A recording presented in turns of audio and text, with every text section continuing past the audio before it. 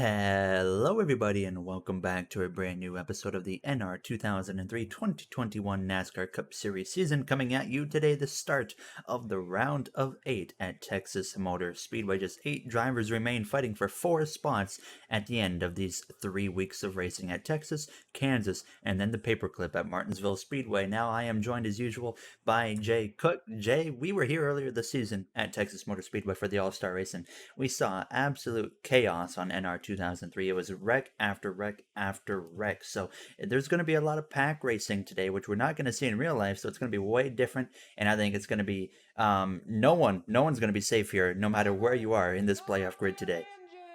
Yeah, mile and a halfs are pretty much just like play tracks on NR, uh, especially with the package that we're using. So these guys here, we're going to see a much different race at this Texas than we will with the real life Texas, and already a lot of contact with the guys leaving pit road. That's hopefully not going to create any issues for anybody. But I think we will see a much different race and hopefully a much better race on NR than we'll have in real life. And we also have some interesting point situations going on here. There is some separation between a lot of these drivers. It's close at the cutoff, and then it drops down to 17 back for William Byron. And then with Chase Elliott, he's 10 above, and it keeps going up from there. So we have a bit of separation here, and some of these drivers are going to look to continue to make that gap larger, and there's some that want to make this gap considerably smaller. So a lot of things are going to go on in this race, and I think that we might see more of a like we did with the All-Star race. I think we might see another race with a lot of wrecks. 167 laps here today from Texas. Stage 1 and 2, both 45 laps apiece. So at the end of lap 90, we will be done the second stage, and we'll race from there to the end of lap 167 for the overall race. A fuel run here, approximately 30-ish laps based off of X2 fuel and tire wear here as we're ready to take the green flag. Pace car is off, and we're ready to go green for 167 laps of racing here around Texas Motor Speedway. Like I had mentioned, stage 1, 45 laps, stage 2, 45 laps as well, and then we will be going from lap 90 to 167 to the end of this race. Fun fact, this is our third attempt now at getting this one recorded. It's been an interesting experience, to say the least, so far here now, as we have Almirola, Kyle Busch, Truex, your top three, Kurt Busch on that inside line here now, as it'll be interesting to see what lines prevail the most here today. Jay, I mean, we're going to see pack racing constantly throughout the day, but is there maybe a specific line here, inside or bottom, that would be the best to be on towards the end of this race, do you think? I think it all just depends on really timing. Uh, if you're on the outside, you want to be on the outside on the straightaways, but if you're on the inside is better for the corners. So it really just depends on the kind of run that you can get and how good you feel your car is. The lines really do switch, just like they would in real life. It just winds up happening to be a pack this time around. So I don't really know what these drivers where they want to be. I think that the predominant line is going to be you want to be on the inside, and then you get the better corner, and then you want to be in the lead and go up to the outside down the back straightaway or the front straightaway. So I think that's what these drivers are going to look to do. And they also need to look to stay up front as well. You cannot drop to the back and be able to easily gain positions back. So I think that is what a lot of these playoff guys are going to do. We're going to see them try and stay up front the entirety of this race because they know that those stage points are the most important thing possible, and just hope that they avoid the wrecks. You see some three wide action right there already. Three wide, very dangerous at this racetrack here with how these AI race. Now, four wide, as you can imagine, even worse. So you don't want to see any of that today. I mean, maybe you do want to see that actually if you want some accidents here. Now, as William Byron, sure, definitely probably isn't a fan of where he is at this moment here. Three wide on the outside here now as they come through out of turn four. Cole Custer up there in front of him. Now, as we know, Jay Byron, Custer, both of them really need to be trying to find some stage points here in these opening couple of stages today because they come in below the cut line. Custer, of course, the last car in, 19 points out. He has a lot of work to do, but surprising to us both that he's even gone this far at this point. Yeah, he's had a really good first race in both the round of 16 and the round of 12 that really propelled him to where he is right now. And he's just been able to keep his car clean and not run into many issues like we've seen with the other playoff drivers. And that's why he's in this round of 8. But I think he's going to be looking to prove that he's not just here based on luck and other drivers having problems. He's here because he's quick and he deserves to be here. So he's going to be looking to continue that first race magic and then also continue into Kansas and into Martinsville as well. But the one thing that I think is really surprising is to see the separation in these points at the moment. And I think it really goes to show how important playoff points are, because coming into this round, we have Eric Almirola, who's out by 4, a guy who I consider to be somebody who's been really strong this season, but he's currently out at the moment because he doesn't have a terribly large amount of playoff points. And then the same for William Byron and Martin Truex. William Byron, I consider him to be very strong, and then Martin Truex Jr. is, in my opinion, the championship favorite, and is currently out by 18 points. So he's got some work to do, but I still think that he is going to be good enough to get himself into this next round, whether it be through points or him getting a win at one of these 3 tracks.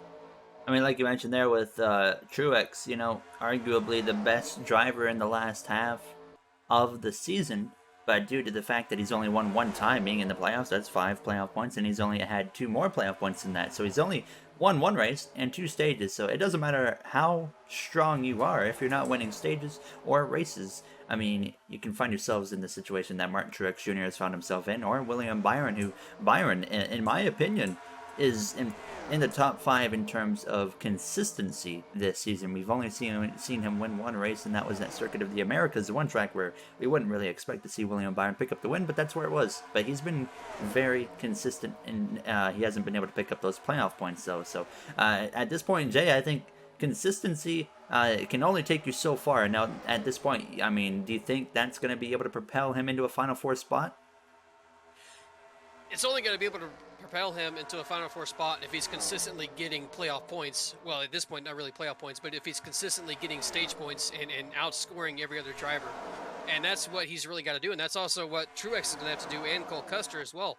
All 3 of those guys, especially Truex and Custer, they've been on fire during the playoffs, and that's why Cole Custer's where he is. And then William Byron, like you said, has just been consistent and kept himself where he is. Kind of the same thing with Almirola. Almirola is kind of fallen off from where he was at the beginning of the season, but he's been consistent enough to get himself where he's at. So all of these guys below the cut line at the moment, their number one priority is every single point possible. You have to get every single point possible and make sure you're outscoring those guys that are ahead of you.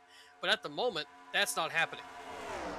There you see 3 wide right there with Bowman. It was Larson as well as the 10 of Eric Almirola. Everybody, though, keeps it clean now. Almirola still 3 wide on the outside here as they exit turn 2. So not the spot he, of course, would like to be in right now. You see Joey Logano 3 wide middle there with Blaney, his teammate on the inside. Ryan Blaney, the only Penske driver in the playoffs still, and Penske affiliate even now, as we had it last week, Jay. All 3 Penske cars and the affiliate of Matt DiBenedetto in the playoffs, and now there's only 1 remaining. So that Charlotte Roval was not nice to that Penske organization as a whole. Yeah, it was certainly not, especially when you talk about Matt DiBenedetto. He was leading that race early, looking good. He had a strong car. And then the start of stage 2, he makes the mistake into the back straightaway chicane, loses a lot of positions, and then from then on, the race just went downhill from there. He made a strategy call early in stage 3 that kind of hurt him, and then some kind of mechanical failure happened, and he went several laps down 3 wide here. It was really sketchy off turn 4, by the way. That's something we're going to be watching for all day long. But it's just an ultimately terrible race for Penske at the Roval. In general, and Ryan Blaney is the only one left now inside the playoffs. So I think Ryan Blaney is also a championship 4 contender, and I think that he could also go out and win this championship. He's been really good this season as well. Obviously, the best of the Penske group being that he's still in the playoffs. So I look at Ryan Blaney to be really strong here. There you see Logano right on that back bumper of the 24 of William Byron down the front straightaway. Logano was a top 5 driver in the regular season. He was competing to still try and win the regular season championship right towards the last few races, but kind of fell a little too far back there in the closing races, and he goes out in the round of 12. So certainly one of the drivers I least expected to see go out, but obviously he had in the first round of the playoffs, his first race, he had a lot of stuff go wrong. He was in a hole. He was able to rebound and still make it into the round of 12. First race of the round of 12, well, he had the same thing happen. He had a bunch of issues, found himself in a hole, and then by the time they got to the Roval, he was in a must-win situation. Now, Jay Logano didn't go down without a fight. He was running second in the top 3 as well for the majority of that final stage, and certainly had an opportunity to go and win that thing, but at the end of the day, obviously, we saw Tyler Reddick actually just run away, and of course, credit to him, Tyler Reddick, first career win in the Cup Series, and put up one heck of a performance. Tyler Reddick looked really, really good last week, and he certainly came there and outshined last week at the Roval, and ran away from Joey Logano, who I thought Logano was going to be able to run him down before that final pit stop happened, and then that final pit stop happened, and Tyler Reddick just absolutely continued to run away and just disappeared on Joey Logano and the rest of the field behind him. So nice job by Tyler Reddick last week, and unfortunately for Joey Logano, it puts an end to a season that he was very strong in, at least before the playoffs. 3 wide there for Kyle Larson out of turn 4. He probably wants to get out of that as quick as he can, and he does exactly that now. 16 laps in, coming to lap 17. What we're going to do is go for a quick break here from Texas Motor Speedway, and we'll be back in time for the first set of green flag pit stops, which are set to take place approximately at lap 30. So we'll be right back from Texas. Back from Texas Motor Speedway, 27 laps in. We have pit stops coming here in a couple of laps time. Kurt Busch out in front still here, as he has had a commanding lead ever since he's gotten out front. He has not been able to be passed now. So Jay, we've seen other leaders out front, of course, lose the lead, no problem, but Kurt Busch has gotten out there and he has stayed there. So a bit surprising, I think, for both of us to see someone in a pack style race to hold such a commanding lead here for over half the stage at this point. I think part of that is just purely because we're on the long run now, and I mean, you can see that pack it still exists, but it's a lot more broken up and a lot more separated than it was early in this race. I think tire wear is starting to come into it now. We're seeing guys gain positions, lose positions, so we're actually kind of seeing a start of a normal mile-and-a-half race here, and I think that's why Kurt Busch is able to keep himself in the lead at the moment, not really have to worry about the draft too much. But I also think that he does have a very strong car because he was able to lead them while they were in a pack too. So Kurt Busch at the moment looks incredibly strong. He's going to have to hope he can keep up with the adjustments, though. Found that pace maybe 1 week too late now, as he obviously got eliminated last week from the playoffs. Chip Ganassi no longer in the playoffs. They are shutting down at the end of this season, as Trackhouse will take over everything there from Chip Ganassi Racing, leading us into 2022 with the next-gen car that we are so excited to see how that goes with NR 2003 next gen. We've actually dabbled with maybe even, instead of NR 2003, using iRacing AI to do these kind of style races, but we still don't know yet. There's a lot of testing in the works to do before we can determine what to do now, as we expect to see some takers on the pit lane this time by here now, as the pit window is open. They should pit between now and probably lap 33 now, as you're going to see Kurt Busch leading the way. Is he going to bring it into the pit lane? Doesn't look like it now, as there we got some pitters right there, as this could get a little bit tight on the exit of turn 4, but it does in there 3 wide with Byron, as well as we saw Hamlin, Kyle Larson into the pit lane. Jay, I think these guys may be making a good call, first of all, to get away from the pack, and they get that fresh tire advantage only for a 15-lap run. Yeah, I think it's a really good call to pit early here. We're not too sure how much tire wear really is a factor yet, but I think we're going to find out right here, because these guys are going to pit at least 1 lap earlier than a lot of these drivers here in this main pack. This could be interesting right here. These guys all trying to come into the pit lane while they do it all clean. Oh boy, okay. The 24 just ran into the back of the 4 on the pit lane. That's going to be a commitment line issue, I would assume, as everybody comes in and they keep it clean. Thank goodness now, as what in the world just happened there? I don't know if we're going to see potential penalties handed down to the 4 of Harvick or the 24 of William Byron, or maybe that's just something to do with the track AI, and they actually might get away with that, and certainly that could bring in an interesting element to this race, Jay, if these guys are able to just full send into the grass, into the pit lane, and get away with it. Yeah, we might see Kevin Harvick take the lead here by quite a bit, even over the guys who just pitted a lap earlier and are on fresher tires for a lap. So that was certainly something, and it should definitely be a penalty for those 3 drivers, but I'm not sure that it will be. And then, well, I see the 24 is being held. The 24 of William Byron has not moved, so it's got to be a penalty at least for him. Oh, Harvick as well. Harvick is being held, so they were penalized. I don't remember who the 3rd driver a part of that was, but it looks like Kurt Busch is going to hold on to the lead unless that 12 has enough momentum right here. It's going to look to the right-hand side, and he's actually going to go to the front, bringing Kyle Larson with him there into 2nd place. So Kurt Busch drops to P3 now. Will the fresh tires pay off for that number 1 car of Kurt Busch now? As well, we see the 24 and the 4, they should be back on track at this point. Yes, they are. Are they a lap down is the real question. There are the leaders right there, so they got some work to do here, Jay, because these 2 are not going to be in a pack. And William Byron, this is absolutely crucial that he stays on the lead lap after serving that penalty. Yeah, he's really going to have to, his work cut out for him here, and make sure that he stays on the lead lap, because if he falls a lap down and already being 17 points down the cutoff, that's going to be a huge killer for that team, and put him in a really bad hole for these next 2 races. He may not lose a terrible amount of points, but you certainly want to gain when you're 17 points down in this race. And if you get caught a lap down in an hour, you're not going to get that lap back, or it's going to be a really big struggle to get it back. So William Byron has got to really hope he's able to stay on the lead lap here. Larson out of turn 4, your number 1 seed in the playoffs. Clear takes the lead, bringing Kurt Busch with him. Now, can Kurt Busch pounce and take the lead here within the next lap or so? He's already making a move to the inside of the Hendrick driver, but I'm not sure if he's going to have enough of a corner on the exit there. No, he will not. Kyle Larson will stay out in front. I believe Christopher Bell was the third driver there that went too fast into the pit lane. And honestly, Jay, I think that's something we're probably going to see when these guys are pitting with a big pack tonight multiple times. So it could come down to pit entry potentially changing someone's whole playoff season here tonight in Texas. And I'm not even sure how to describe that one either, because it's not like those 3 drivers were trying to get to pit road and were too wide and just wound up missing the pit entry. They were following the leaders and then decided to just hook it left and keep flooring it and pit from the grass, and also pit probably 50 miles over the speed limit. So I'm not too sure why exactly that happened, and hopefully we don't see it again, but we might, and hopefully it doesn't wind up ruining a playoff driver's race like it potentially might here to William Byron.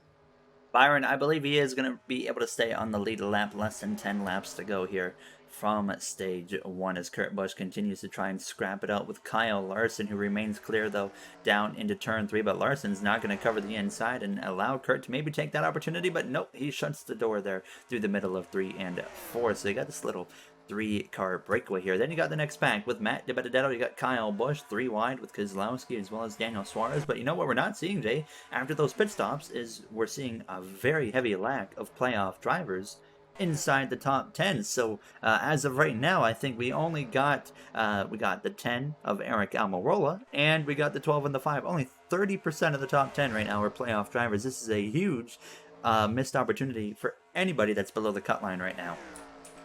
And it's really nice for Larson and Blaney to get some points, especially Ryan Blaney, who's only 4 points above at the moment. He's going to be outscoring Almirola, but Almirola is still going to get some stage points as well.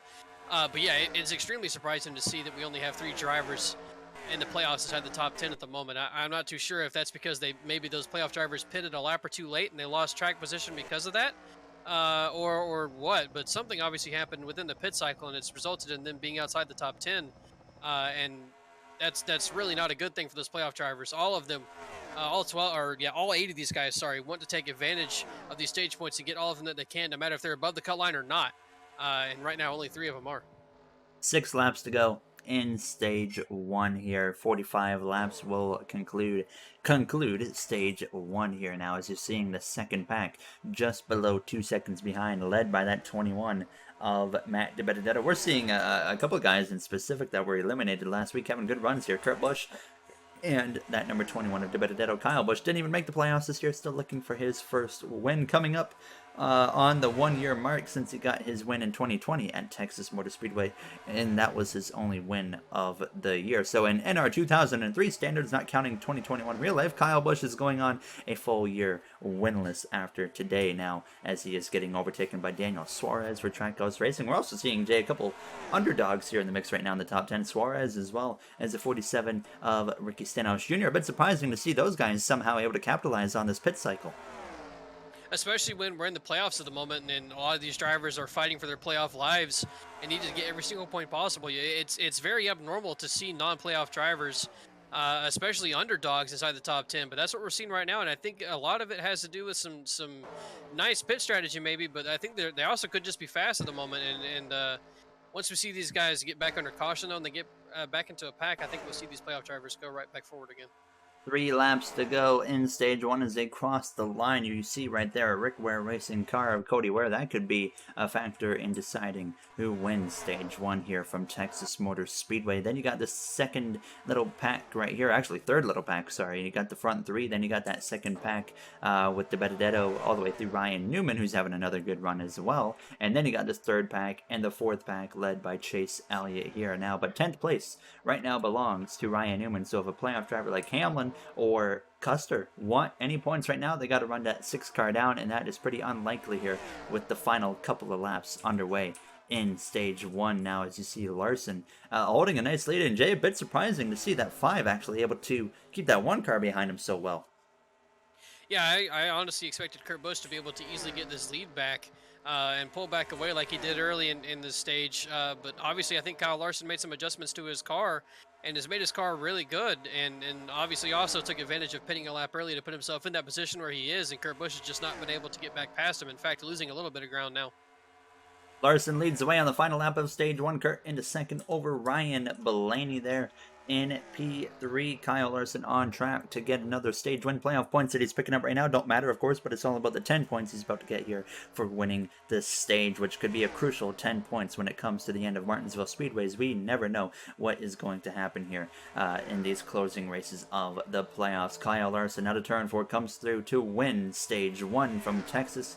And then you got Blaney, the next playoff driver in line. Almirola, who comes in below the cut line, gets a strong 5th place effort in stage one. Now it's all about the caution and the stack up. Are these guys going to run into each other?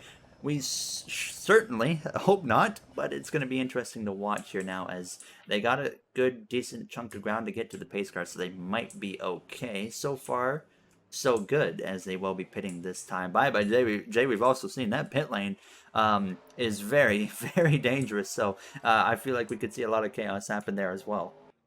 Yeah, I feel like both under green and under caution, we can see the pit lane become a factor in this race potentially.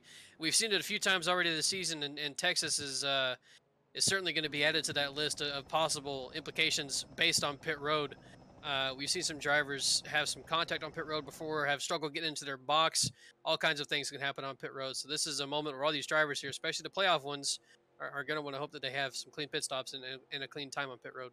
Only 3 drivers picked up stage points in stage one there, as you see everybody into the pit lane.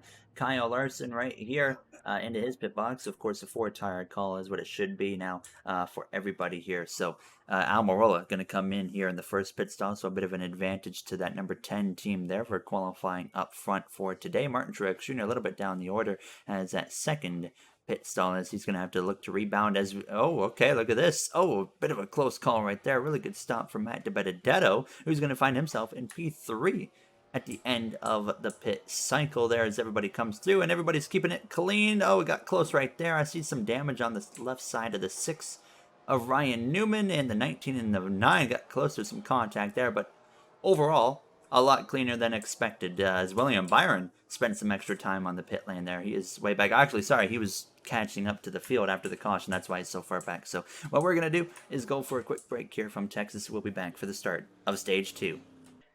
Back from Texas Motor Speedway, getting ready to go green for the start of stage 2, where we saw Kyle Larson, of all people, end up winning the stage. Jay, I don't know what it's going to take for this field to take down Kyle Larson at this point, because it doesn't seem to matter what you throw at him. He seems to overcome all the adversity and find a way to still be the dominant driver. Well, certainly Kurt Busch is going to want to take him down and go back to the lead like he was early in stage one. So I still think we could look to him to be a strong driver. He was still strong right there with Kyle Larson in that stage, but obviously Larson found a way to get himself in the lead, and that team always finds a way to put themselves in the lead, whether it be through strategy or through adjustments or through just a flat-out fast car. They always find their way in the lead. Ryan Newman's got some damage on the left side there. Hopefully that's not too impacting to him. But yeah, look, Kurt Busch is already attacking on Kyle Larson. He still has a fast car, I think. Not even a contest. Kurt to the lead, DiBenedetto to second. Larson's going to go all the way down to 4th, possibly even 5th at the end of lap 1. Now, Jay, do you think that was more of an effective Larson? You can clearly see he had no help, and Kurt had 4 or 5 cars in line with him. That was certainly the effect of all those cars in line. Using the advantage and getting past Kyle Larson, who had no help with him at all. Obviously, we know that the draft is in effect here. We've seen this be a pack race so far, and especially in the early parts of the run with new tires on the car, this is really going to be a pack race. So I think that is definitely what happened there, and it's what's happening again now to Kurt Busch as Matt DiBenedetto got to the preferred inside line in the corner, and he was just so much faster through the corner, and that's why he's taking the lead now. Matt DiBenedetto out in front, still looking for his first ever Cup Series victory here, as he's closing in towards the potential end of his Cup Series career at the end of 2021. Now, he did say recently that he has potential offers in all 3 series now, but Jay, you look at the Cup Series, where could a landing spot be for Matt DiBenedetto? We know GMS is off the plate now, as Ty Dillon has been confirmed to be going to that team. 23XI obviously is not going to have an opportunity available for him, so I really have a tough time seeing where Matt DiBenedetto could land up and be competitive in the Cup Series. It's certainly nowhere that would be competitive. He'd have to go back to another team that is in the midfield or further back. I don't know if there would be an opportunity at the new Roush team. I don't think there would be. Maybe at Spire. I'm not too sure where he could go, but it would have to be somewhere that's towards the midfield or towards the back of this pack and not be in a competitive car. Or he could probably go down to the Xfinity Series or Truck Series and be in a competitive truck or car there and be winning races down there and doing like John Hunter Nemechek is doing, where he's now gone down to the Truck Series and is the most dominant driver of the season in the Truck Series and is coming back next year with the same team to do the same thing all over again. So I think that's certainly an option for DiBenedetto. I just don't know if he wants to leave the Cup Series, but I think that his days of, at least for now, being a competitive Cup rider are over. Now, do you think, giving DiBenedetto's age, I mean, he's in his, what, do you know how old he is? Late 20s, early 30s, I think, somewhere right in that area, if Yeah, I'm he's not certainly mistaken. in his late 20s. So, He's definitely in his late 20s. So I don't think that that's a huge issue. you don't think it is? No, I don't think it's a major issue, because if he's able to prove that he has sponsorship with him, that's all that's going to matter. I don't think the young drivers really coming up matter that much in NASCAR. It's really all about sponsorship and what kind of money you have and what kind of backing you have. You could be 18 and have no backing and you're not going to go anywhere. You could be 42 and have all the backing in the world and you could get a top ride. It's really all about sponsorship with where we currently are. So, I mean, I think that's the biggest thing that DiBenedetto's going to have to look for. He's going to have to look for sponsorship. So obviously we'll have to wait and see what happens there with DiBenedetto over the next coming weeks and months, as well as I think we're about to be in for maybe some chaos here. Out of turn 4, it's going to be 4 wide, and there it is. Oh, the 41 playoff implications right here is going to get pushed back up in front of traffic. Oh my goodness, how did nobody run into Cole Custer? Well, hold on. Oh my goodness. Oh, Torpedo has been coming up out of the ocean onto the surface of Texas Motor Speedway. Caution is out, and the 16 of Kaz Grala is as well out, just like that caution. And Cole Custer's playoff opportunities has gone into shambles. Your bottom seed crashed here from Texas as they still race it back to the line. Yeah, wow, that came out of nowhere. We saw it coming right there, Jay, and we knew it was just a matter of time. 3 wide is sketchy here at Texas, but then the moment you see 4 wide, you almost basically know that's going to be a crash. It's just a matter of who gets crashed and how the crash is going to happen. And I'm actually extremely surprised that we only had really 2 cars suffer a large amount of damage there. The way he came back across the field, I thought we were in for a 10-plus car wreck. So honestly, I'm thankful that it was only 2 cars. But unfortunately for Cole Custer, his great shine of having great races in the first races of the 2 rounds so far, that's going to come to an end here in Texas. And he was already in a 19-point hole. That's going to be a lot worse for him after this race. He might be in a must-win situation already heading into Kansas. Unfortunate for that number 41 of Cole Custer. We'll see if he even remains in this race. The rest of the field is coming into the pit lane to make some pit stops right here. And actually going to be very close because, oh, the 41 is out. Cole Custer already going to have his back against the wall from here on out in the playoffs, as you see some pit stops underway here in Texas. So unfortunate for that 41 team. And now as the pit cycle is getting settled, we are going to take a look there at what brought out that accident, or what caused that accident here from Texas Motor Speedway, where we see the 41 of Cole Custer out early in stage 2. A look back at what happened there between the 41, the 10, and the 18 as they are coming through 3 and 4. You see they force it 4 wide on the exit of the corner. And at this point, Jay, you see they just run out of room, and not much the 10 of Almirola could do, and the 41 just gets hooked by the 18 and surprisingly doesn't clean out half the field. The 10 and the 18 did a really nice job of saving it there, and then the entire field, except for Kaz Grala, did a really nice job of avoiding Cole Custer there and really keeping this wreck to a minimum. But just really unfortunate for that 41 car. His great run is going to come to an end here, and he's going to be in a very, very deep hole here after this race. Back, ready to go green. You see some damage on the side of the 21. He actually got clipped by the 41, by the 24 of William Byron on the pit lane. So the leader of Matt DiBenedetto does have some damage. We saw Newman with very similar damage, and he actually pitted under green flag conditions to repair that. So it'll be interesting to see what now the leader of Matt DiBenedetto does here now as we are back underway. And Jay, we know we can go approximately 31 laps on a fuel run. Well, we have about 30 laps to go here in stage 2. So you think fuel mileage could come to a situation of maybe deciding who's on the lead lap and who's not, and what playoff drivers are in trouble and what not here at the end of stage 2? I think it's very possible that we see that happen. We've seen it several times before where these drivers maybe feel like they can make it to the end, but they ultimately get called to the pit road before a caution comes out. And we've also seen where some drivers have also tried to make it. They ran out of fuel, and we've also seen where some have been able to make it. So there's a lot of things I think to look for here with fuel strategy. These teams are going to be playing to it right away, trying to maybe see if they can save fuel or just go all out, try and get the best track position you can, hope for a caution, or just to ultimately pit towards the end of the stage. So there's a lot of things that can still happen here. And I think the most unfortunate event is somebody wind up running out of fuel and somebody in the playoffs running out of fuel. I don't think either one of us wants to see that. We want to see these guys be able to battle it out all three of these races with nothing like that happening. So hopefully, maybe there'll be a caution sometime between now and the end of the stage that'll put away that track or that fuel mileage talk.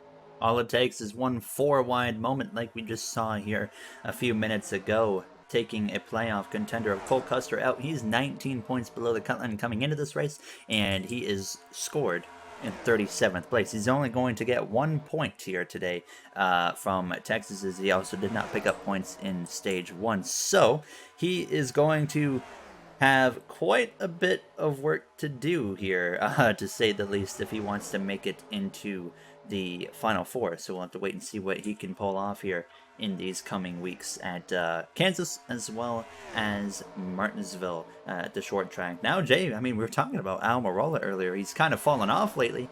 But look at him, he's surprising us. Here he is in the first race of the round of 8, where it really matters for him. And here he is out front, running in the top 5 in stage 1, got some stage points, and now, of course, leading this race and showing some serious speed here tonight.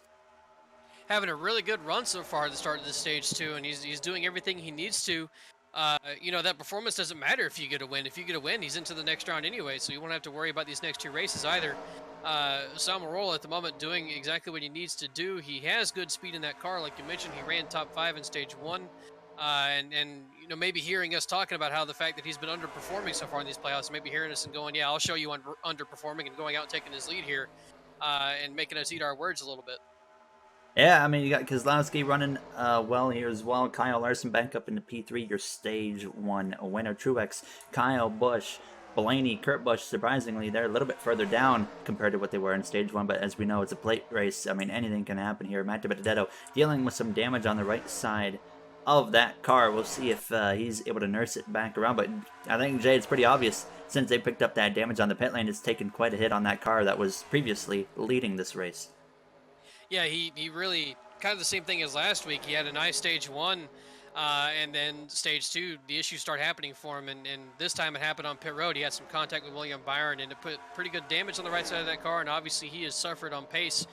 It might have been a good call for that team to bring that car down pit road, even though he was in the lead. It might have been a good call for them to give up that lead on pit road and get that damage fixed, so that way he could maybe go back up through this pack here and have a good run in stage 2. But again, he's also not fighting for a championship. So maybe they're thinking the race-winning move is to get the damage repaired later. But obviously, for now, he's going to be affected by it and much slower than he previously was in this stage. Yeah, you can definitely see him nursing it around. The 14 of Briscoe up his inside, down into turn 3. Suarez just behind that 21 car. Alex Bowman a little bit further down the order. He was running a little bit further up earlier in this race. William Byron still trying to recover from the penalty he had in stage 1, where he just full sent it through the grass into the pit lane, and along with Harvick and that 20 of Christopher Bell. So Byron, of course, took a hit there, but he's got plenty of time. And obviously, Jay, I think he kind of lucked out in stage 1 because he took himself out of a top 10 potential stage point spot. But so many guys got penalties, or sorry, not penalties, but missed stage points. So it really didn't affect him too much. Yeah, and then that's something I think we're going to see change here in stage 2 as well. I think we're going to see these guys make sure they stay up front this time around to get stage points. They'll play the strategies a little bit different if we do have to make a pit stop, and they'll do everything they can to make sure that they get those points, because again, they're so incredibly crucial. There's a good bit of separation in these points right now, so every driver wants to look and make up every single point that they can. And the ones who have that gap, they want to make sure that they keep that gap the way that it is, and they know they have to get points in order to do that. So once again, stage points incredibly crucial here. We've said it before. We'll keep saying it over and over again. These teams know how crucial it is. And for somebody like Martin Truex Jr., especially too, a championship favorite, William Byron struggling so far, those two both need to get all the points they can. Martin Truex Jr. out in front now as they exit turn 2, just shy of 20 laps to go in this second stage now, as Keselowski is on that front row, you could kind of call it here. I mean, it looks like a pace lap, just really fast here at Texas Motor Speedway at this point. Larson there in row number 3 on the outside now, as we're seeing a lot more playoff contenders up here in the mix. You got Hamlin, you got Chase Elliott, of course Truex, who wasn't in the mix there in stage 1. So now, Jay, these playoff guys know it's go time. We're about close to the halfway point here in this race, so they know they got to get up here and get these stage points. I think we're certainly seeing the intensity pick up right now, Gary. These guys are in a much tighter pack than we saw in stage 1, really at this point in stage 1 and towards the end of stage 1 as well. They're staying close together. We're seeing these guys, the outside line is still staying right there with the inside line. Moves are being made. These guys are taking 3-wide chances when they see them. Kurt Busch taking his chance here to go to the inside of Martin Truex Jr. Surprised Truex actually didn't block him there. It seems like he's going to be able to keep the lead anyways.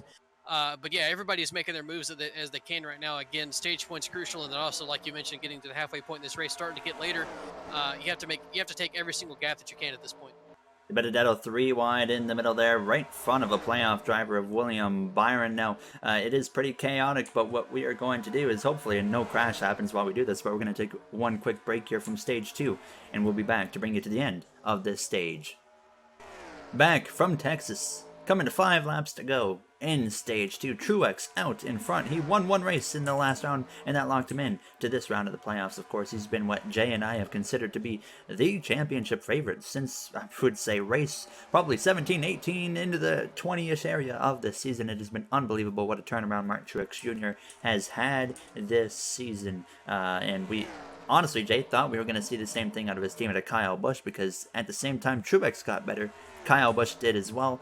Just unfortunate that Kyle ended up still finding ways to get in trouble even though he was showing more speed. Yeah, Kyle Busch really did take off the same time Truex did. His momentum really ended a lot faster than Martin Truex Jr.'s did, and Truex has still got momentum going into this race, and he's continuing to bring that momentum in and doing everything he needs to do at the moment coming into this race in an 18-point hole.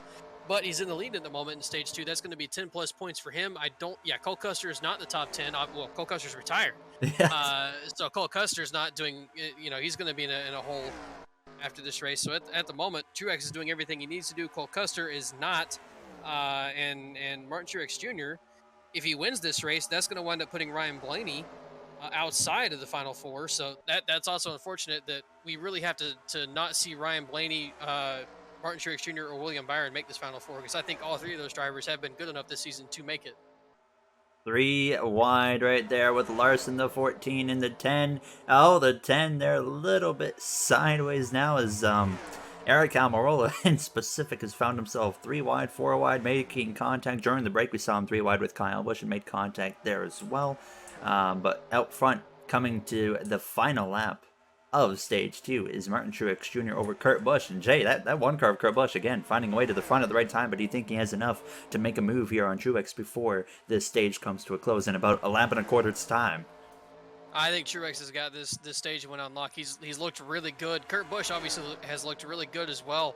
But he's been having to deal with Denny Hamlin for the last several laps and dealing with the attack that Denny Hamlin's putting on into him. And he's doing it again right here. And when Kurt is forced to take a line like that, he's not going to be able to get any kind of momentum on Martin Truex Jr. So I think Truex is going to be able to still secure this stage win. Into turn 3 and 4 for the final time. Bowman, who we were talking about was slacking a little bit earlier, is now trying to pass Hamlin for 3rd out of turn 4. It's Martin Truex Jr. winning stage 2, and Hamlin gets 4th right there, your 2nd playoff driver. Blaney is the 3rd playoff driver to get points, and Anthony Alfredo just coming out of the pit lane there. But Kyle Larson actually misses out on stage points as Chase Elliott gets the final spot inside the top 10. So it just goes to show how quickly those positions continue to shuffle around. Larson, who won stage 1, was in the mix for the majority of stage 2, falls out of the top 10 in the final moments of the actual stage. So now just one stage remains, less than 80 laps to go. Sorry, Gary, I don't mean to interrupt, but I think we had some drivers pit there towards the end. You know what? I'm trying to find William Byron, and he's just not coming off pit road. So we had some drivers pit, and he's not going to be a lap down. I think he might be the only playoff driver who pitted. You're right. That is still a major changing situation for that 24. There he is right there, Byron. I mean, he gets to stay out here while everybody else pits. So what this would do is basically put him and everybody right here, I guess, in front of the pack. As long as they don't pit, I believe you are correct. But they might pit again here as well, knowing that they need to pit to be able to make it. So it's really interesting to see what happens here. No matter what happens, whether Byron stays out or pits, he's in a very awkward situation now.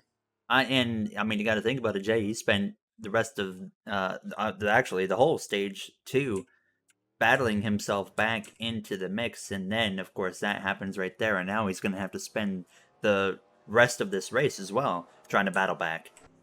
I think much like his Hendrick teammates, he has a really good car because he was right there at the bottom of the top 10. He was close to it, battling with his teammate Chase Elliott, Bubba Wallace, and some other guys around the bottom of the top 10. He was close to stage points, but obviously he could not make it on fuel. Like we were kind of predicting some drivers wouldn't be able to make it to, and it's put him in this situation now where he can either be on the back end of the lead lap and hope he gets a quick caution, or he's going to wind up being stuck a lap down if he has to pit here. We'll have to wait and see right here. Is he going to pit or not? Obviously, these guys hadn't even done a full green flag lap on their tires, so I wouldn't anticipate them coming into the pitting. pit lane. And, well, yeah, as I say it, here they come into the pit lane. So they're going to be trapped one lap down. Very, very fascinating stuff there from the 24 team. So what we're going to do is go for a break, and we'll be right back here for the start of Stage 3 from Texas. Welcome back from Texas Motor Speedway, ready to go green here for the start of the third and final stage. Martin Truex Jr., your Stage 2 winner, still P1 after the pit cycle, but he's fourth in line as the pace car pulls off. You got three drivers in front of him, including Matt DiBenedetto, trying to hang on to the lead lap. Jay, this could be an obstacle for the whole field, having two slower cars, at least with Quinn Half, and that 96 here in front of the field, which nobody has actually had to deal with here yet today. Yeah, I think that there'll be an obstacle for a couple of laps, and then we'll see them eventually fall down behind Martin Truex Jr. and the rest of these leaders here. They're obviously off the pace, so they'll eventually fall down. But for the moment, I think they're going to create a little bit of an obstacle in the way, and it might put Martin Truex Jr. in a three-wide situation if he decides to take it on Matt DiBenedetto here. Looks to the inside, but Matt DiBenedetto has already passed Manhoff on the outside, and Quinn is going to slow down Kurt massively here, and Kurt Busch is going to go from being in second place to falling way down the order here. There is a train of cars there. All of the slower cars up on the top, and then DiBenedetto stuck behind the 96. We know DiBenedetto has speed, so we'll have to wait and see what he can pull off. There's Quinn Half. If you're on the outside right now, you need to get down as quick as possible, to say the least here. As you see, Alex Bowman move up the inside of Martin Truex Jr. And, you know, I've noticed a trend, Jay, as we've talked about this multiple times in the playoffs. Bowman has been running up front more, but we've been seeing still the constant trend with him is even though he's been showing more pace in the car, by the end of these races he still gets himself further down the order, down outside of the top 10, even towards the top or bottom 20 every week. Well, the one thing that's different about this race right now is we normally see Bowman be good in stage 1 or stage 2, and then by the time stage 3 rolls around, he winds up falling back down the order or having a crash happen or something like that. Now we're seeing his speed come in late stage 2 and now early stage 3 as well. So this might actually be a little bit different, something different here, and it might break the chain of everything that's been happening to him this season. Or if he's fast, it's only in the first couple of stages and he winds up having something happen. This might be the time where he's fast in stage 3 where it all counts. You saw some 3 wide right there. Yeah, now he's already going down towards the back part of the top 10 as we were talking about him doing good. The commentator's curse comes in as usual. Kyle Larson, oh boy, could this get interesting right here. Maybe not, should be okay. Elliott on the inside, Kyle Busch in the middle, Larson on the top, and yes, they were okay. I thought we might have been looking at potential 4 wide for a few moments time, and we obviously know how 4 wide goes. We've only had it happen once today, and well, we've also had an accident in that same 4 wide scenario. Up front, I mean, we got Austin Dillon, who actually won at this racetrack last year. And then you got the 14 of Chase Briscoe, a non-playoff driver of Tyler Reddick, who got his first win last week in the Roval. But here we go, 3x3. Jay, these guys, the intensity is picking up here in this third and final stage early on. These guys know they got to get to the front and stay there. Much like a Talladega or a Daytona race, there's no more give and take in these packs. There's, you see a hole, you go for it. You don't give anybody a break if they make a mistake or if they get out of line. You have to go for every single pass that you can make. And that's what we're seeing happening at the moment. That's why we're seeing a lot of 3 wide happen here. And we're not seeing the pack be as tight because these guys are trying to make many moves, and it's really kind of not making these lines get that well worked together. So if you're somebody back here like William Byron, you could maybe gain your way back up to that lead pack. But unfortunately for Byron, Something he's a happened. lap down, so that's not going to matter anyways. Yeah, something did happen. The 96 is still in front of this group here. I have to wonder if it was maybe something with him and the 21. Because DiBenedetto's also lost a good bit of spots as well, and there's been a disconnect up ahead as well. I'm not too sure where it happened, but it didn't result in a wreck.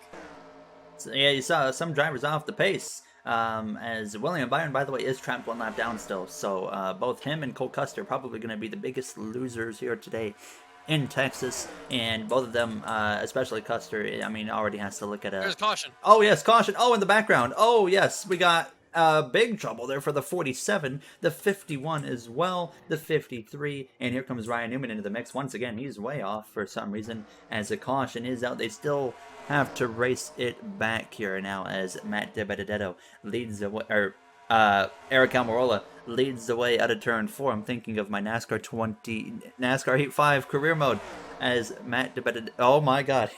Eric Almirola crosses the line, is out in front as the caution comes out here in Texas Motor Speedway. And Jay, that 10 car is in control of this thing right now as we had a big accident take place right there.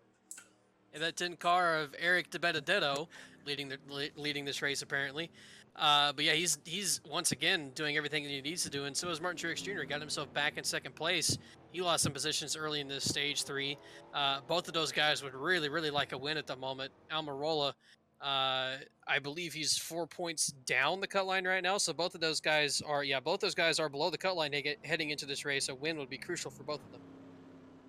We'll have to wait and see what happens here on the pit stops as well, as Almirola leads the way into the pit lane. You see a few drivers staying out. Obviously, those were all drivers a lap down, so they'll be coming in next time. I don't anticipate any issues on the pit lane. If there is, we'll highlight them. But what we're going to do is take a quick look at what ignited that accident here from Texas. 3 wide was the culprit this time. Byron on the inside, Logano in the middle, Davison on the outside. They come together right there, and then 22 gets hooked. And then the 15 and the 47 come together. Around goes Stanos. He's getting hit by every back runner, every back marker in the field, other than Anthony Alfredo. Very unfortunate for him as Newman cruises by. But fortunately, not a total wipeout here in Texas as the caution flies. There was no issues under the pit cycle, so we are ready to go back green here. Truex still out in front over Austin Dillon in the number 3 car. We did see, of course, the 10 of Almirola drop some spots there as he's down to 5th place. Chase Elliott up in the mix. Kyle Larson dropped down a little bit outside of the top 10 as the pace car is going to pull off, and we are going to get ready to go green with 60 laps to go. So, Jay, we both probably doubt it's going to stay green from here, but if it does, 61 laps to go. A fuel run approximately 30 laps. So certainly we could be in for a potential, once again, fuel mileage race here if it stays green. We've seen these drivers be able to go 32 or 33 though, so I think they should be able to make it on one stop. But yes, it is very close, depending on how full you get the car. You know, you don't always get it perfectly full, so that there's I'm sure that's going to be on the back of the mind of some of these crew chiefs. They're going to try and extend this one out as far as they can go, but I think they're also going to hope for caution as well. And I think that we will potentially see at least one before the end of this race, to be completely honest. I don't think we're done crashing yet. And now here we see Denny Hamlin out in front, 60 laps to go. And I guess, honestly, Jay, we said earlier, we don't really know who to predict at Texas with the way this racing is, but you got to look at a guy like Hamlin. It is a plate style race. And what does Denny Hamlin do best at plate tracks? He finds himself up towards the front towards the end of these races. So I think, honestly, Denny Hamlin might be the safest pick to go for at a track like this today, and maybe even next week in Kansas. I still think that we should go with we can't really, or at least I'm still going to go with, I can't really predict who's going to win here, just because we've seen so many different leaders today. We've seen Kurt Busch lead, Martin Truex lead, Eric Almirola. Now we're seeing Hamlin lead. We've seen Kyle Larson lead. There's been a ton of people lead this race. We saw Alex Bowman lead. So there's just been a ton of people who have led this race, who've been able to lead this race for multiple laps. So I still don't think we're able to predict who's going to be able to win yet. I think it's really going to come down to what kind of adjustments you make on that final pit stop, and who looks like has the best car after that final pit stop.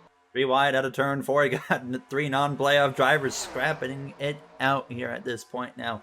Down into turn one. Larson just behind there. Larson won stage one. He's been kind of quiet ever since. Did not get any stage points there in that second stage. So it'll be interesting to see what he can pull off here now. As I mean, obviously, Jay, at this point, I mean, we know that team's so strong and the number one seed in the playoffs. Maybe they just wanted to take a breather there in stage two, make sure they survive to get to the stage that pays the most points overall. And here they are now getting up back in the mix.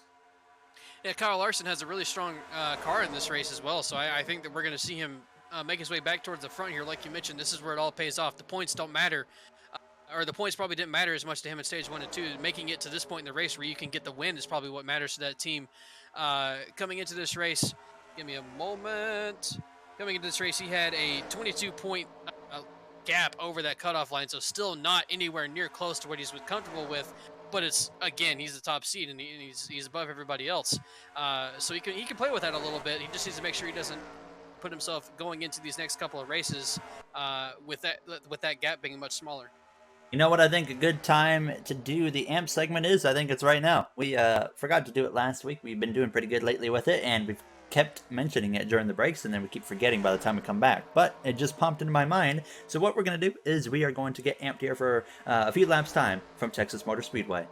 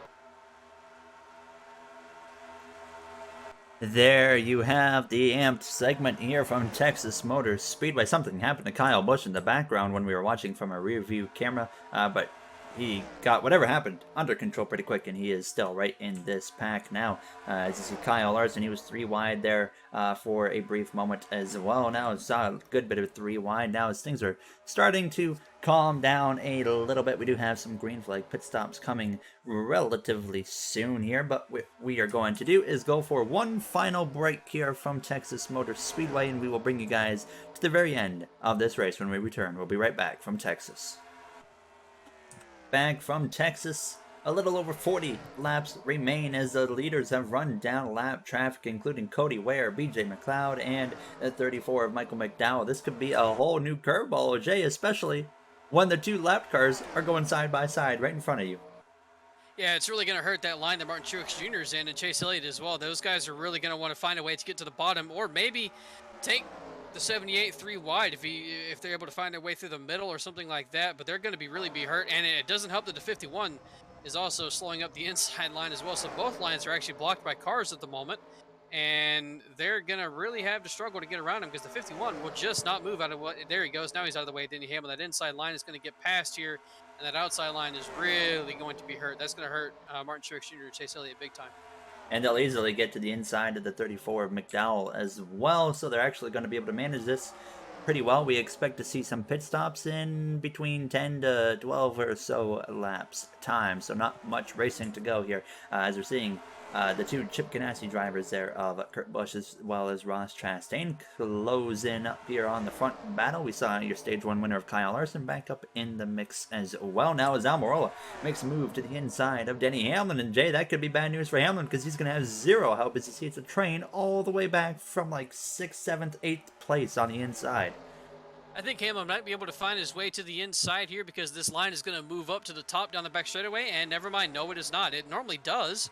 But that time, they were doing half IndyCar line, and it put Denny Hamlin still by himself up top. Now Larson's going to jump up there, and Kevin Harvick. He might get a little bit of a line to form there with him, because I think these guys are going to see that and want to make a second line for him. They don't want to just sit here and ride around in one line. There also is another lap car in the way. That is the 6 of Newman, who's been way off the pace ever since he picked up damage earlier in the day.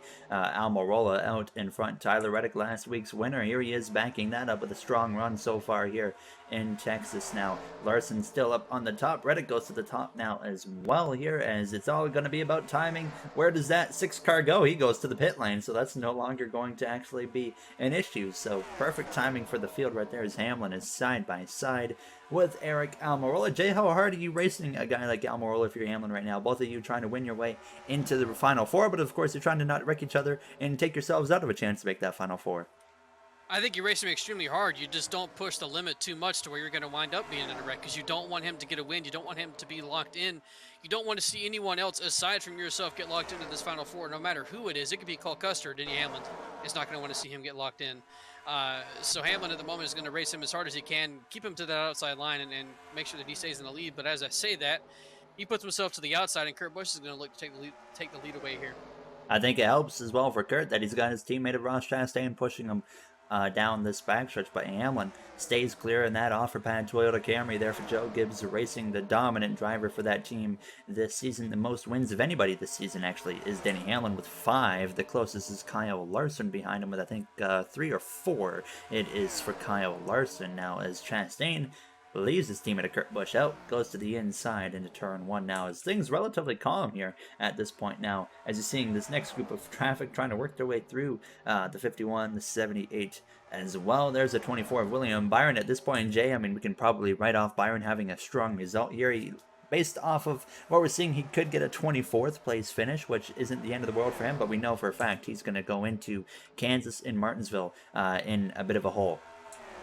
Yeah, he's certainly not going to lead this race above the cut line, and that is unfortunate for William Byron. There is, I guess, still technically a way he leaves his race above the cut line if this race turns into utter chaos and he winds up finishing this race, even if it's a lap down, he winds up finishing this in the top 15, and a lot of the playoff guys are wrecked. So there's still a long way to go, a lot of things that can happen, but if it stays the way that we currently are, yeah, Byron's going to be in a bit of a hole, much like Cole Custer going into this next race, and he's really going to have some ground to make up for the last 2 races at Kansas and Martinsville.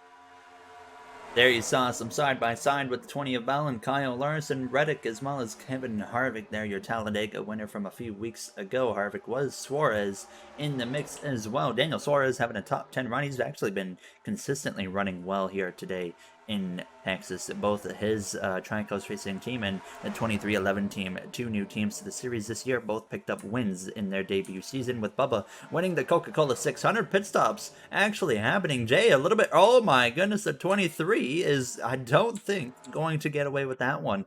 But Jay, that's a little bit earlier than I think we expected by only a lap or 2, but that might be the difference in these guys making it or not. I think they should still be able to make it. Brad Keselowski's got some damage to multiple cars. I think they should still be able to make it to the end from here, though, because that's only 31 or 32 laps to the end here, and that is right on the line. But you can still make it with that much. I think Denny Hamlin and these 2 here are certainly going to be able to make it. Martin Truex Jr. and Kyle Busch as well. So I think that everybody should be able to make it to the end from here. But also, once again, I'm also still not completely sure that we're done wrecking here. The 23 definitely being held there. You see damage on Ryan Blaney. We forgot to mention when you saw Kyle Busch kind of get out of control there during Amped, it was because he made contact with Ryan Blaney and put Blaney in the wall. So he has damage that he has to spend time repairing, and it looks like it's going to be quite a considerable amount of time. Some more playoff implications there. The two of Keselowski no longer even has a front bumper, as Kyle Larson now making his pit stop as well, and Denny Hamlin included there. As you're going to see, Larson comes out just behind that 11. Probably the safest option, Jay, for Larson and Hamlin is, first of all, they're going to have a lap fresher tires, and they didn't have to pit with that big group of cars and risk running into people like we just saw happen. Yeah, but the one thing that did happen is Martin Truex Jr., I believe, did get slowed up by that group. Had something slow him down. I believe he's going to be a bit of a ways behind Kyle Larson and Denny Hamlin compared to where he was. So that's unfortunate for Truex, who really could use a win. He doesn't need to win, but he could use one coming into this race 18 points down. So I think for Truex, he's going to have to hope that we get a caution. There is the race for the lead right there. Kurt Busch back out in front. 30 laps to go from Texas here now, as you see Chastain into the mix just behind that number 5 of Kyle Larson now, as Almirola is going to look up the inside of him. And I'm surprised, actually, 30 laps to go, still quite a bit of time. So what we are going to do is take now one final break from Texas, and we'll bring you to the end of this race. Back from Texas, Tyler Reddick out in front. Some more position shuffling has happened. You see Larson in second, maybe not for long. Christopher Bell looks up the inside of him. Hamlin has dropped down a few spots, and Almirola is losing contact with the draft after being held up by that car right there, the number 78. Now a little bit further down the order, you see Truex at the back part of the top 10, actually the last car inside of the top 10. Elliott, a playoff contender, a little bit down the order. Byron, of course, having some issues as well, and Ryan Blaney, the last playoff car on the lead lap now, as the main group runs down this next 15 car of James Davison. Now, as Jay, we might be looking at Tyler Reddick not only getting his first win of his Cup Series career last week, but maybe backing that up and going back to back here in Texas today. Yeah, but look who's right. Look who is right on his bumper. Kyle Larson. He's been extremely strong in this race, extremely strong all season long. Still cannot count out Larson at all. Kurt Busch there as well. So as good as Tyler Reddick has been these last couple of weeks, he's still got some really strong guys right on his bumper, and Kyle Larson and Kurt Busch and some others as well. There you see Corey LaJoie, Christopher Bell all up in the mix as well. Yes, you heard that correct. Corey LaJoie is in the mix here as they go 3 wide on the exit of turn 4. Don't rule out potential chaos. They keep it clean right there, but there's Keselowski, who's way off the pace here in Texas now as they go down into turn 1, but he stays to the right-hand side of the track, and it looks like everybody should be able to get around him pretty smoothly there on the exit of turn 2. Larson right on that back bumper. Now, Jay, if you're Kyle Larson, I mean, when do you want to make a move here? You probably don't want to make it now because it's so easy to get past, as we say that. There he goes to the inside. I was just going to agree with you that I don't think you want to make it just yet either, but obviously Kyle Larson disagrees with us fully, and he decided to make his move right there and put himself out in front of the lead. Now he's going to have to block Ross Chastain and Kurt Busch and Denny Hamlin and others until the end of this race, and he's going to have to hope that happens for the rest of these laps, but I don't think it will. I don't think it's going to be able to block continuously until the end of this race. As of right now, Kyle Larson locked into the final 4 if it finishes at this point in time. But will it stay like this? That's the question. Can these guys even make it on field as well? That's another question. Larson was a part of the group that pitted last, as he's actually going to now leave the door wide open for the 1 car of Kurt Busch, and that is exactly why you do not want to make that move that early if you're Kyle Larson. Is now here he is dropping down to second, maybe third, maybe even outside of the top 5 by the time he's able to get back down to that inside line. Chastain up there in second place looking for his second win. He won at Talladega earlier in the year. 3 wide with Hamlin and Harvick and Larson on the exit of turn 4, but they keep it clean there now as Hamlin's going to jump up to the top. So now, Jay, we're seeing a bunch of playoff or non-playoff drivers have an opportunity to win this race. How do you got to race the playoff guys if you're one of those guys like Kurt Busch, like Chastain, or Kevin Harvick, or Bell, Reddick, and LaJoie? I think you race them just as hard as you would anybody else. You just make sure that you don't make any mistakes near them to not take them out. But you still got to race them hard. You still have a race to win yourself. You're still out here for a reason. You're not out here to just ride around and let those playoff guys go and beat you. You're here to still win races. And that's what Kurt Busch at the moment is doing. And Ross Chastain has been helping. I mean, talk about teammate. Ross Chastain has been helping Kurt Busch along all day long and has been doing a great job of it. And at the moment, he's playing blocker for Kurt Busch, who's just going to, at the moment, pull away with the lead like we saw earlier in this race. And right now, our first playoff guy is sitting in fourth place. I don't think that I was expecting that to happen. Kurt Busch looking for win number 3 on the season. 3 wide here. Hamlin's got his teammate of Christopher Bell, and then Tyler Reddick there to the inside. Nearly some contact between the 8 and the 20 there, as Kyle Larson is right in line there with that 8 car. Like we said, we don't know who can make it on field still. They all might actually be good to get to the end of this race, but it should still be quite close now as Kevin Harvick is marching his way throughout the field. Now we saw him as an round 1 exit from the playoffs, unfortunately, now, as what a weird season, Jay, it's been for the 2014 Cup Series champion, where we saw him win the first 2 races of the year, including the Daytona 500 and the Daytona Road Course. Then he was terrible, got eliminated from the playoffs, and then goes and wins Talladega, and has actually been putting up some decent performances since then. So it's been a fascinating season for that Stewart-Haas veteran of Kevin Harvick. Yeah, he's been competitive at all the wrong times. Like you mentioned, he was competitive early in the season, got those wins early, and then just really did nothing from there on out. Gets eliminated and immediately starts looking good again. So I'm not too sure what is up with that 4 car and why he's competitive at the wrong times. But unfortunately for Kevin Harvick, as good as he's running right now, it doesn't mean anything season-wise. Something they'll have to reevaluate going into the next-gen era next year in 2022. Kurt Busch still a commanding lead out in front. We saw this earlier in the day when he was able to get out in front. He was able to just remain in control, and the only times anybody was able to get past him and shuffle him down the order was on restarts.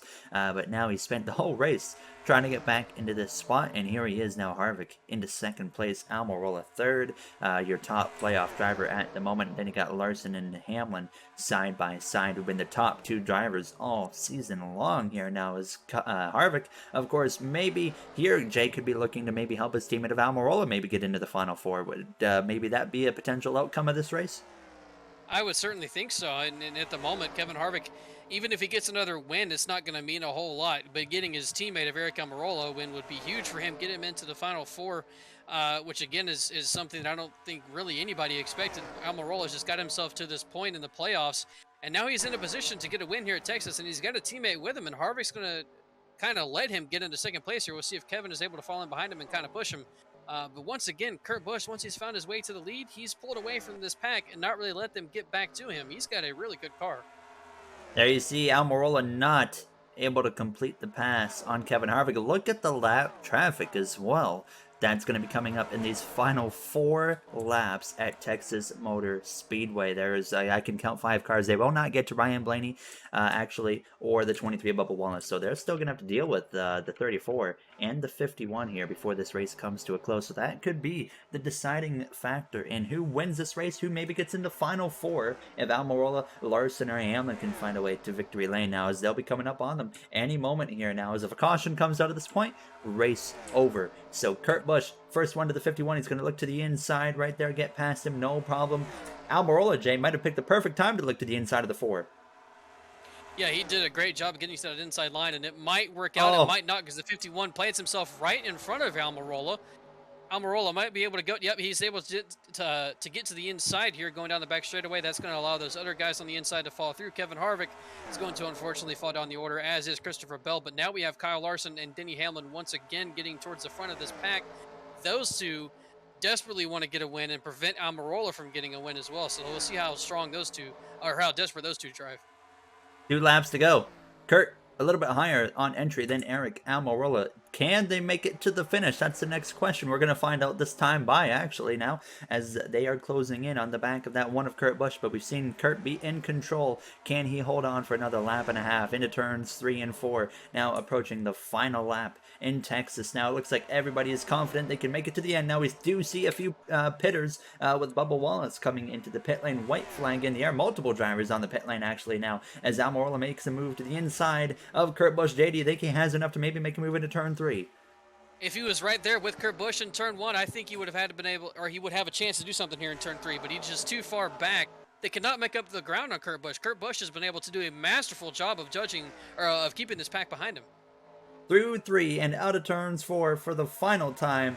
Kurt Busch, a non-playoff winner here today in Texas. Blaney comes into the pit lane at the last moments. Almirola second. Your top playoff drivers, Kyle Larson, Hamlin round out the top three of the playoffs as Kurt Busch goes to victory lane for the third time this year as the rest of the field is coming across the line. You see many drivers in the pit lane. William Byron was just leaving the pit lane. He ends up in 29th place. Now, as we are going to, of course, see the finishing order in just a moment, there is majority of the field and all the top runners were able to make it to the finish, but a lot of guys there still couldn't as well here. So definitely going to be some playoff effects from that now as you get a Kurt Busch victory today. Jay, I mean, it was probably the only car in the field that really could not be passed when it got out in front. So I feel like we probably saw the deserving car win today.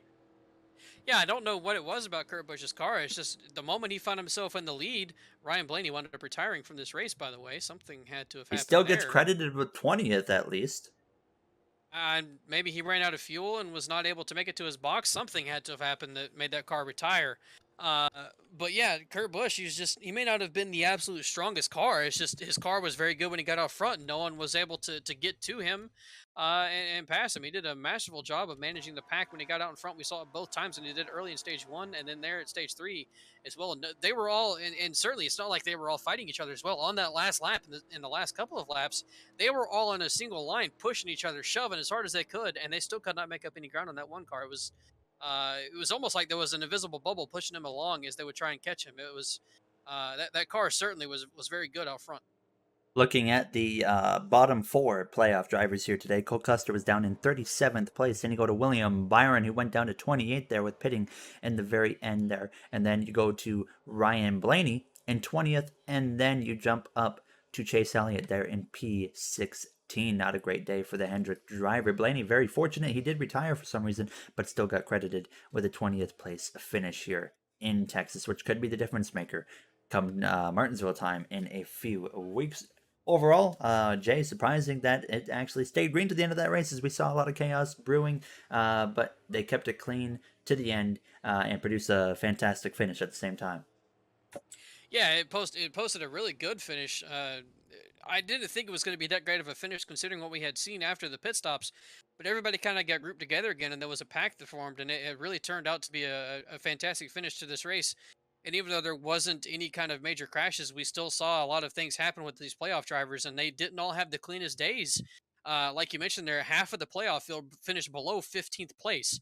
And that is something, if you're a playoff driver trying to make the final four, that is something you absolutely cannot do. Chase Elliott, one of those drivers, has a little bit of a points buffer. He should be okay. But for Ryan Blaney, he also has a points buffer too. He should be okay. But for Cole Custer and for William Byron specifically, that is going to hurt those two massively. Obviously, Cole Custer's probably going to be in a must-win situation now, and William Byron's going to go from being inside that cut line now below it, and probably below it by a considerable amount. We're going to have some drivers need to make up some ground here in these last couple of races, so I think we're going to see it get really scrappy at Kansas and Martinsville.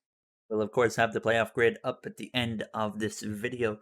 As always, if you guys enjoyed, you know what to do. Next week, we head to Kansas for the final mile-and-a-half race of the year. Then we go short track racing at Martinsville the week after to determine who makes it into the final four. If you guys enjoyed, you know what to do. Once again, thank you all for taking the time of your day to watch this episode, and we will see you guys next week from Kansas. Have a great day, everybody.